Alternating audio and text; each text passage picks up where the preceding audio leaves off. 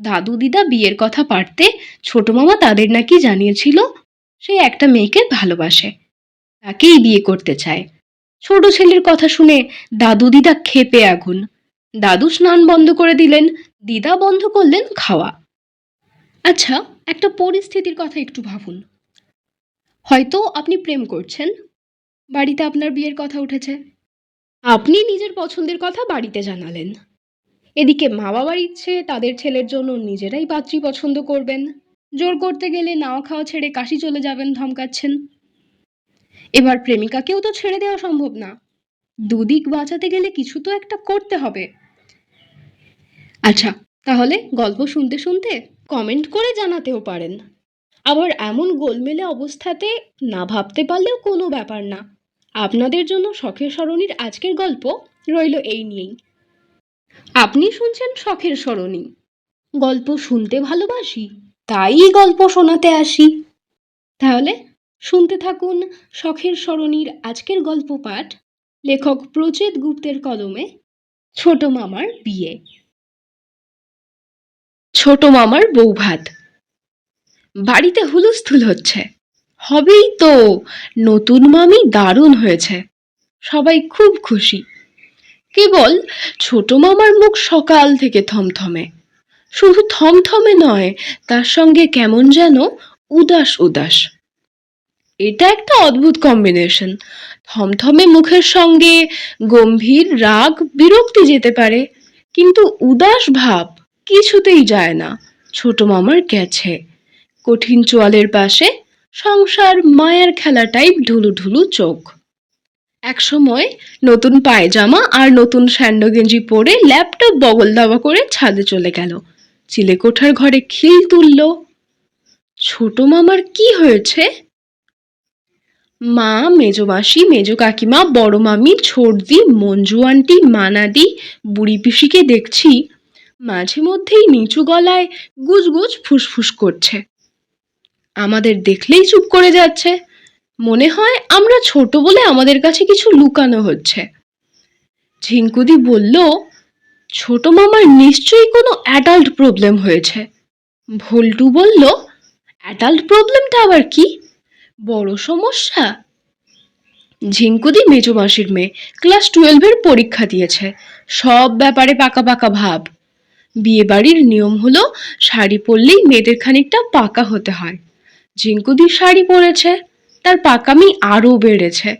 Chance পেলেই আমার আর ভল্টুর ওপর মাতব্বরি ফলাচ্ছে। ঝিঙ্কুদির থেকে বয়সে যে আমরা বিরাট ছোট এমন নয়। এবার আমার ক্লাস 10 হয়েছে, মেচকার ছেলে ভল্টু 8 পেরোবে। ঝিঙ্কুদি গম্ভীর গলায় বলল, হাঁদার মতো কথা বলিস না। অ্যাডাল্ট প্রবলেম মানে বড় সমস্যা নয়, অ্যাডাল্ট প্রবলেম মানে বড়দের সমস্যা।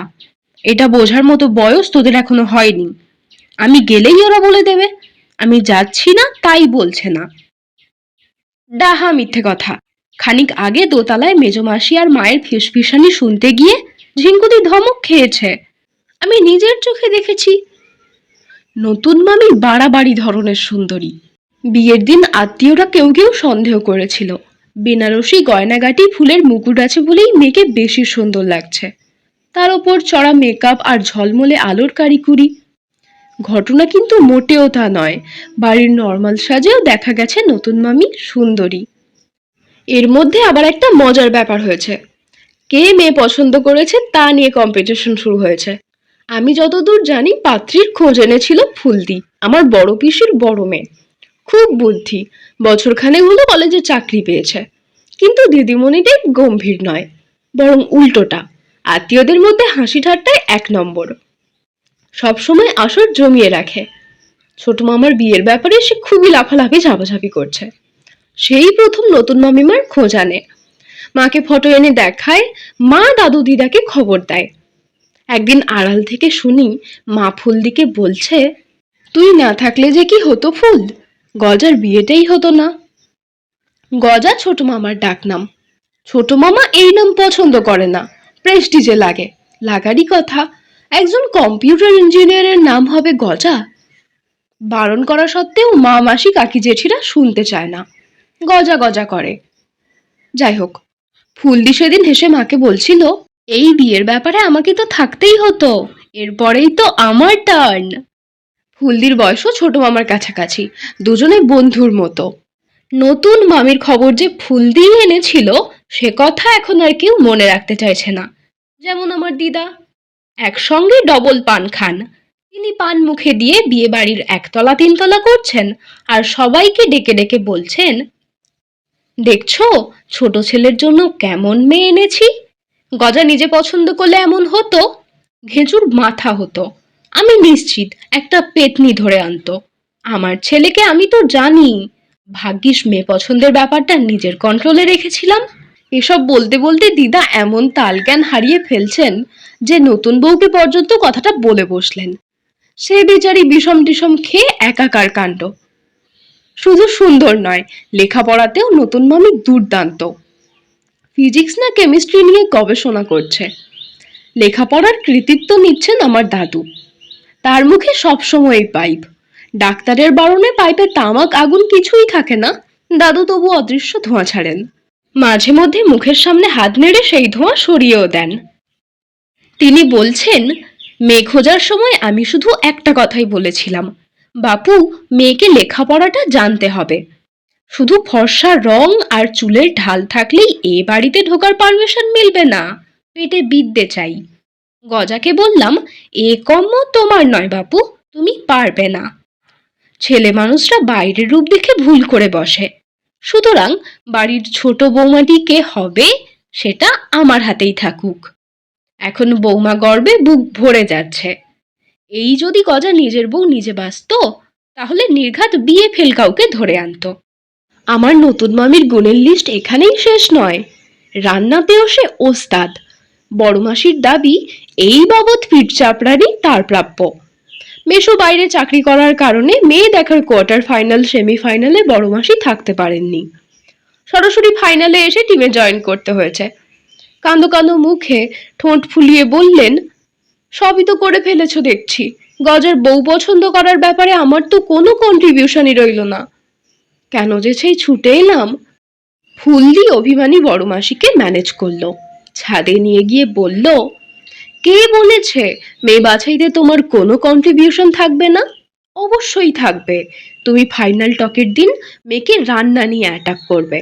ওই পেপারটা এখনো কেউ টাচ করেনি।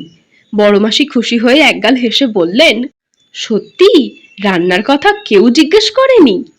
ফুললি নিচু গলায় বলল, না, কেউ করেনি। মনে হয় রূপ দেখে ভুলে গেছে। যতদূর শুনেছি ওই মেয়ে চচ্চড়িতে খুব উইক। তুমি চচ্চড়ি দিয়ে ধরবে, ফেল করলে মেয়ে বাতিল। নতুন মামি ফাইনালের দিন চচ্চড়ি পরীক্ষায় সম্মানের সঙ্গে পাশ করেছে, তাই বড় মাসির দাবি মেয়ে তারই পছন্দ করা। এতজনের পছন্দের পরেও ছোট মামার মুখ থমথমে কেন? উত্তর পেলাম বিকেলে। ভুলটু সব জানতে পেরেছে। তার কাছ থেকে শুনে আমার গায়ের লোম খাড়া হয়ে গেল, কান গরম হলো, বুকের ভেতর শুরু হলো ধুকপুকানি। বাপরে, এ তো সত্যিই অ্যাডাল্ট কাণ্ড। দুপুরে খেয়ে দিয়ে ভোল্টু শুয়েছিল তিনতলার ঘরে। মেজ কাকিমা তাকে জানিয়েছেন দুপুরে 1 ঘন্টা না ঘুমোলে কান টেনে ছিঁড়ে ফেলা হবে।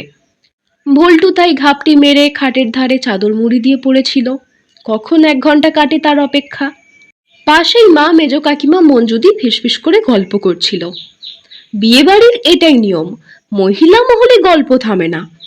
সেই গল্প থেকেই মারাত্মক ঘটনা জেনে ফেলেছে ভোল্টু। জেনে চাদরের তলায় দরদর করে ঘামতে থাকে।